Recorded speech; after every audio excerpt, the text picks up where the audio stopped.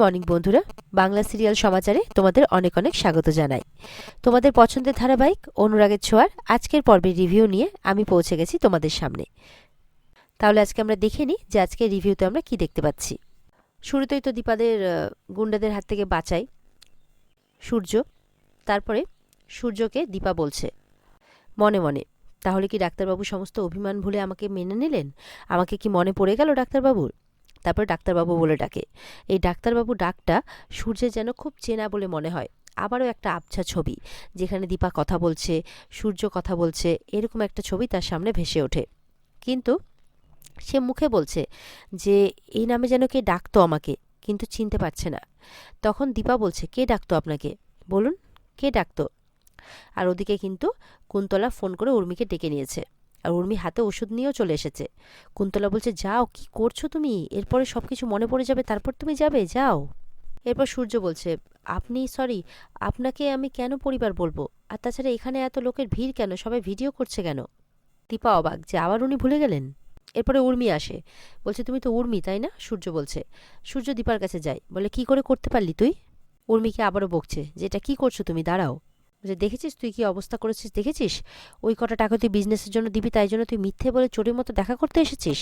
তখন দীপ আসে, বলছে, আমি যাকে এখানে নিয়ে এসেছি। তখন উর্মি কি করে, এক চড় মারে দীপকে কষিয়ে। দীপা বলে, তুই ওকে মারলি কেন সবার সামনে? আর সবার কাছে যায় দীপা, গিয়ে সবাইকে ভিডিওটা বন্ধ করতে বলে, যে এখানে কি তামাশা হচ্ছে নাকি? আপনারা ভিডিও করছেন, যখন বাঁচানোর ছিল তখন তো কেউ এগিয়ে এলেন না, আর এখন সবাই ভিডিও করছেন, নামান ফোন নামান, এই বলে সবাইকে চুপ করিয়ে দেয় ওখান থেকে। ওদিকে সূর্য কিন্তু বারবার করে বলছে, এই নামে কে যেন আমাকে ডাকতো। উর্মি বলছে মেডিসিন দিতে হবে। তখন সেখানে জয়ও চলে আসে, বলে, দিতে হবে তো দাও তাড়াতাড়ি। তারপর উর্মি কিন্তু মেডিসিনটা বের করে সূর্যের হাতে দেয়। দীপা আবারও অবাক হয়ে দেখছে, কিসের মেডিসিন এটা, জিজ্ঞাসাও করছে। উর্মি বলছে, আমি তোকে অত কৈফিয়ত দিতে পারবো না। এরপরে সূর্যকে জোর করে ওষুধটা খাইয়ে দিচ্ছে, সূর্যের মুখে ঢুকিয়ে দিচ্ছে। দীপা বলছে, উনি এত কিছু করতে পারেন আর মেডিসিনটা একা খেতে পারেন না? বলে, না, পারেন না। ওষুধটা খাওয়ার কিছুক্ষণের মধ্যে সূর্য দীপাকে একদম ভুলে যায়। উনি কে? উনি এখানে কি করছেন? দীপা দেখে অবাক, কারণ এই রকম দীপা আবারও দেখলো। উর্মি বলছে, বারবার আমাদের জীবনে ফিরে আমাদের জীবনটাকে নষ্ট করে দিস না তুই। বলছে, আমি আমাদের বাড়িতে তোদেরকে ঢুকতে দেবো না, তোকে ঢুকতে দেবো না, এটা মাথায় রাখিস তুই। দীপা আবারও প্রশ্ন করছে, ওটা কিসের মেডিসিন দিলি তুই? বল। উনি নিজে হয়তো ওষুধটা খেতে পারছেন না কেন, তোকে খাইয়ে দিতে হচ্ছে কেন? বলে, আমি দেবো না তো বললাম, কোনো কৈফিয়ত তোকে। কি করবি তুই? তখন সোনা বলে, ওফ, তোমরা থামবে প্লিজ। আর বলছে যে, কাকিয়া তুমি আমাকে বাড়ি নিয়ে চলো, আমাকে আর ভালো লাগছে না এখানে থাকতে। এই বলে সবাই কিন্তু তখন সেখান থেকে বাড়ি চলে যায়। এরপরে তো বাড়ি ফিরে আসে উর্মিরা সবাই। আর সূর্যের দিদি জিজ্ঞাসা করছে, কি হয়েছিল? উর্মি বলছে, আর কি হবে, ওখানে দীপা সেনগুপ্ত এসেছিল, আর তাকে মদত দিয়েছিল আমারই ছেলে দীপ। দীপ বলছে, দেখো, আমি কিন্তু কোনো কিছু করিনি, আমি জানতাম না যে ওখানে বড় মা আসবে, আমি তো যাকে ওখানে এমনি জাস্ট নিয়ে গেছিলাম। আর তাছাড়া একটা বড় কথা বলো তো, তুমি কি করে জানলে যে আমরা এক্স্যাক্ট ওখানেই আছি? তখন উর্মি একটু ভয় পেয়ে যায়, বলছে, সেটা কোনো বড় ব্যাপার নয় যে আমি কি করে জানলাম। উর্মি বলছে, তুই জানিস দাদার কত বড় ক্ষতি হতে পারত? তখন বলছে, দেখো মা, তুমি আমাকে বাইরে মেরেছো, আমি তোমাকে কিচ্ছু বলিনি, কিন্তু তুমি কোনো ডক্টর নও বা তুমি কোনো ট্রেন্ড নার্সও নও, তুমি জাস্ট দাদাকে মেডিসিন দাও। সুতরাং তুমি এমন ভান করো না যে তুমি ডক্টর, তুমি সবই জানো দাদার ব্যাপারে, বুঝতে পেরেছ? আমি না আর ছোট নেই, আমি এইটুকু জানি যে জ্যাজার বড় মাকে প্রয়োজন, আর দিদির তার মাকে প্রয়োজন, কি তাই না সোনাদি? সোনা চুপ করে আছে।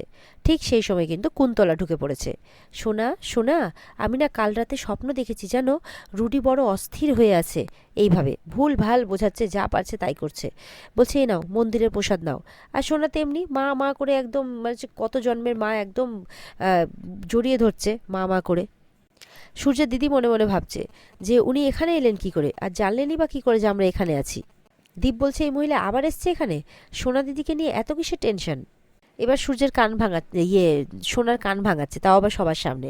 ওই মহিলা তোমার জীবন থেকে সব রং কেড়ে নিয়েছে, আমার সব রং কেড়ে নিয়েছে, আমার ছেলেকে কেড়ে নিয়েছে, তোমার স্বামীকে কেড়ে নিয়েছে, তোমার মনে আছে তো? তুমি কিন্তু ওই মহিলাকে একদম ক্ষমা করবে না, একদম না। তোমার স্বামী রক্তে মাখা দেহটা মনে আছে তো?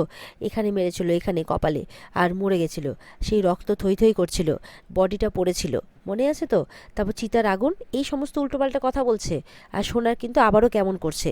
তখন সূর্যের দিদি ছুটে যায়, আপনি কি করছেন এগুলো?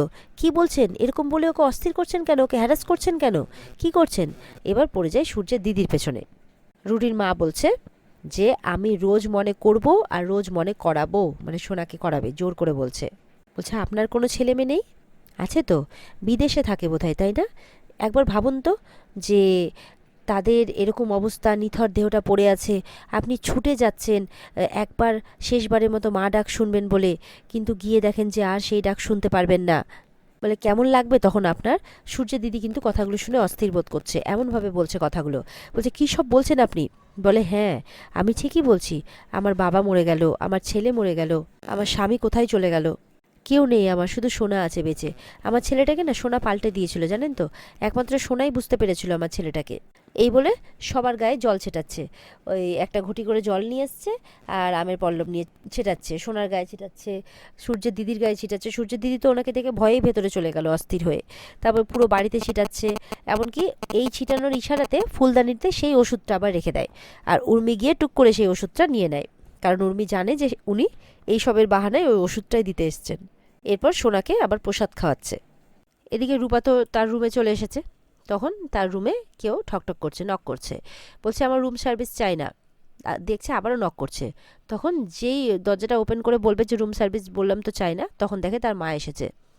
বলে তুমি এখানে? বলে তুই ওখান থেকে চলে এলি কেন?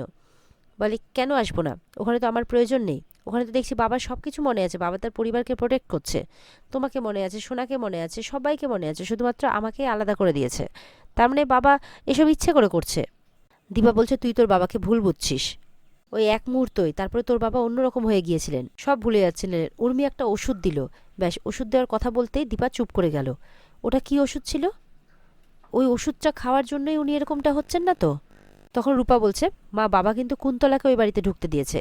এই কথাটা শুনে কিন্তু দীপা অবাক। কি, এত কিছু হওয়ার পর ওই পরিবার কুন্তলাকে ঢুকতে দিয়েছে? কেন কেন কিছু বলছে না ওরা? নিশ্চয়ই এর মধ্যে কোনো ব্যাপার আছে। রূপা তখন সমস্ত ঘটনা তার মাকে বলে, যে আমি ওই বাড়িতে গিয়েছিলাম থাকার জন্যে। তখন ওই বাড়িতে তাকে কিভাবে ধাক্কা মেরে বের করে দেওয়া হয়, আর সেই সময় কুন্তলাও সেখানে প্রেজেন্ট ছিল, সেই সব ঘটনা রূপা তার মাকে বলে। তার মা তো শুনে অবাক হয়ে যায়। দীপা এবার বলছে এই রহস্যের ভেদ আমাকে করতেই হবে, এইভাবে সবকিছু শেষ হয়ে যেতে দেব না আমি। ওনার এত বড় সাহস, উনি কোন সাহসে আমাদের পরিবারে আবার আসেন, আমাকে জানতেই হবে। এবার রূপা কিন্তু কিন্তু করলে দীপা বলছে এবার নিজেদের নিয়ে ভাবাটা একটু বন্ধ কর রূপা। রূপা বলছে নিজেদের নিয়ে ভাববো না তো কি করব? বলে না, ভাববি না, আমি বলছি তাই ভাববি না। রূপা বলছে এর থেকে তো আমার জেলে থাকাই ঠিক ছিল। বলে না, কোনো ঠিক ছিল না, কারণ জানিস, কারণ আমি বলেছিলাম তাই। দীপা এবার মানে বলছে আমাকে ডাক্তারবাবুর কাছে ফিরতেই হবে। দীপা বলছে হ্যাঁ, আমি তোর জন্য জেল খেটেছি। তখন রূপা আসে মায়ের কাছে, বলে মা, বলে হ্যাঁ, তার জন্য দেখ ভগবান আমাকে সব কিছু ঘুরিয়ে দিয়েছে, আমার জীবনটা ভালো করে দিয়েছে। আর তুই তুই বদনাম থেকে মুক্তি পেয়েছিস। এই যে তুই আজকে এত বড় হয়ে আমার সামনে দাঁড়িয়ে আছিস না, এতটা সম্মান পাচ্ছিস, তোর জীবনটা তো না হলে এলোমেলো হয়ে যেত, নষ্ট হয়ে যেত। এই যে এত বড় হয়ে তুই আমার সামনে দাঁড়িয়ে আছিস, এত ভালো পজিশন তোর, এতে গর্বে আমার বুকটা ভরে যাচ্ছে। না হলে এতগুলো বছরে মান যশ প্রতিপত্তিতে আমি ভরে গেছি। দীপা বলছে তুই আমাকে এবার তার প্রতিদান দিবি। রূপা বলছে তুমি কি বলছো মা? বলে হ্যাঁ, তুই আমার সঙ্গে থেকে এর প্রতিদান দিবি। তোমাকে জানতেই হবে যে কিসের জন্য তোর বাবার এই অবস্থা হলো। শারীরিক জোরে উনি তরুণকে হারিয়ে দিচ্ছেন, কিন্তু উনি এইভাবে হঠাৎ হঠাৎ করে সব ভুলে যাচ্ছেন কি করে? কেন সেনগুপ্ত পরিবারের টাকা পয়সা এইভাবে কৃষ্ণ গহ্বরে মিলিয়ে যায়? আমাকে জানতেই হবে এসব কেন হচ্ছে, আর কুন্তলা ওই পরিবারে কি করে বারবার করে যায়, আর সবাই কি করে বা সেটা মেনে নেয়। বলছে আমাদের এটা জানতেই হবে। এই বলে দীপা ওখান থেকে চলে যায়। যাওয়ার আগে বলে যায় যে কালকে কোনো একটা রেস্টুরেন্টে তাদের মানে রূপার লাঞ্চের ইনভিটেশন রইল, কারণ তাদের পরিবারের কালকে আবারও রিইউনিয়ন হবে, তাই। এই বলে চলে যায়। দীপা চলে যাওয়ার পর বলছে রূপা যে বাবা এসব ওষুধের জন্য ভোলেনি তো, কই বাড়ির কাউকে তো ভোলেনি, শুধু আমাকে আর তোমাকে কেন ভুলে গেছে? ঠিক আছে, তুমি প্রতিদান চাইছো, আমি তোমার প্রতিদানের জন্য তোমার সাথে যাব। আয়নার সামনে দাঁড়িয়ে বলছে আমার এই সাজ পোশাক প্রতিপত্তি সব তুমি আমাকে দিয়েছো মা, সব থেকে বড় তুমি আমাকে আমার জীবন দিয়েছো, আমাকে জন্ম দিয়েছো, আমাকে সব কিছু দিয়েছো। আমি তো তোমারই মা, তুমি যখন চেয়েছো আমি এর দ্বিমত করবো না। বলছে আমি যাব, আমাকে যেতেই হবে। এরপরে কৃষ্ণকে ফোন করছে, আবারও তার ফোন নট রিচেবল। এবার রূপা চিন্তা করছে কৃষ্ণের ফোনটা দুদিন ধরে নট রিচেবল আসছে কেন। রূপা বলছে ওর কোনো ক্ষতি হলো না তো, নাকি ও আমাকে পছন্দ করছে না, সবার জীবনে রুডনেস হয়ে গেছি আমি, এইরকমভাবে বলছে রূপা। এদিকে দীপা বাড়ি এসে দেখে যে অবিনাশ এসছে, অনেকক্ষণ ধরে বসে আছে। চিন্টুর মাকে জিজ্ঞাসা করছে, চিন্টুর মা বলতে যে মহিলা ওদের বাড়িতে কাজ করে। বলছে যে উনি কিছু খাননি না, অনেকক্ষণ ধরে এসছেন। বলে হ্যাঁ, 1 ঘন্টা হয়ে গেছে আসা, কিছু খাচ্ছেনই না। তখন দীপা যায় তাড়াতাড়ি করে কিছু বানাতে। চিন্টুর মা বলছে আমি করে দিচ্ছি। বলে একদম না। আর অবিনাশকে বলছে যে রাধে সে চুলও বাঁধে। এই বলে চিন্টুর মাকে আবার বলছে তুমি আয়রন ট্যাবলেটটা খেয়েছো? বলে দিদি সব দিকে খেয়াল আছে। বলে হ্যাঁ, তোমাকে বলেছি না যে এত রাত তুমি করবে না, এত রাত করছো কেন, যাও তাড়াতাড়ি বাড়ি যাও। এই বলে অবিনাশের জন্য নিয়ে আসে খাবারটা বানিয়ে, আর চিন্টুর মাকে বলে তুমি তাড়াতাড়ি বাড়ি চলে যাও। এই বলে চিন্টুর মা বাড়ি চলে যায়। আর এদিকে অবিনাশ খাবারটা খেয়ে দেখে বলছে দারুণ হয়েছে। আর ওদিকে দীপা মানে সেই ওষুধটার কথাই মনে মনে ভেবে যাচ্ছে। এরপরে দীপা একটা কথা বলে যে তার নাকি কালকে মানে ওদের অফিস থেকে যে লাঞ্চের ব্যাপারটা থাকে সেটা দীপা করবে না, দীপার অন্য জায়গায় লাঞ্চ আছে। তো অবিনাশ বুঝতে পারে নিশ্চয়ই পরিবারের সাথে বা কোথাও একটা লাঞ্চ প্রোগ্রাম আছে। এরপরে দীপাকে চিন্তিত দেখে অবিনাশ জিজ্ঞাসা করলে, দীপা বলছে আচ্ছা সব কিছুই ওষুধের জন্য হচ্ছে না তো? যেই ডাক্তারবাবু নিজে হাতে সব কিছু করতে পারতেন সেই ডাক্তারবাবু হঠাৎ করে উর্মির উপর ডিপেন্ডেন্ট হয়ে গেলেন কেন? আর এটা কি এমন ওষুধ খাচ্ছেন যার পরও ডাক্তারবাবুর এরকম অবস্থা হয়ে যাচ্ছে? তখন অবিনাশ বলছে এটা তো আপনাকেই খুঁজে বার করতে হবে, তাই না? অবিনাশ বলছে আমি ল্যাবে টেস্ট করার ব্যবস্থা করিয়ে দিতে পারি, আপনাকে ওষুধগুলো এনে দিতে হবে। বলে হ্যাঁ, বিনা প্রমাণে আমি উর্মিকে সন্দেহ করতে পারি না, ও আমার বোন হয়। অবিনাশ বলছে আপনি পারবেন, আপনি সবটা পারবেন। বলে আমি পারবো বলছেন? বলে হ্যাঁ, আপনার উকিল আপনার কেস স্টাডি করে দেখেছিল যে আপনি সব করতে পারেন। দীপা বলছে আচ্ছা বলুন তো কালকে কিসের মিটিং আছে? বলে ওটা গুজরাটে একটা কনস্ট্রাকশনের সাথে মিটিং আছে, ওটা আমি দেখে নেব। আপনি লাভ স্টোরিতে মানে কনসেন্ট্রেট করুন, সবাই লাভ স্টোরি দেখতে বেশি ভালোবাসে, ইভেন আমিও। দীপা বলছে আমাদের লাভ স্টোরিতে বারবার ঝড় ওঠে। তারপর বলছে থ্যাংক ইউ অবিনাশ আমাকে সাপোর্ট করার জন্যে।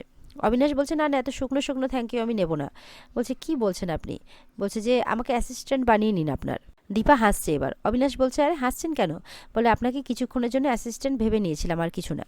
অবিনাশ বলছে এই যে শুনুন মিসেস সেনগুপ্ত, আপনি এই ওষুধগুলো যে করেই হোক জোগাড় করুন, আমার বন্ধুর কিন্তু একটা ল্যাব আছে, সেই ল্যাবে আমি ওষুধগুলো টেস্ট করিয়ে নিতে পারি। দীপা অবাক হয়ে দেখছে। অবিনাশ বলছে আরে বাবা আমি দিল্লির ছেলে, আমি সব করতে পারি, আমি অবিনাশ শর্মা, এত হালকায় নেবেন না আমাকে। দীপা এবার ভাবতে থাকে যে কি করে সে ওষুধগুলো আনবে। আর এখানে আজকের পর্ব শেষ হয়ে যায়। তো বন্ধুরা, এই ছিল আজকের পর্বের রিভিউ। ভালো লেগে থাকলে জানাবে, আর আমাদের সাথে জুড়তে চ্যানেলকে সাবস্ক্রাইব করে দেবে।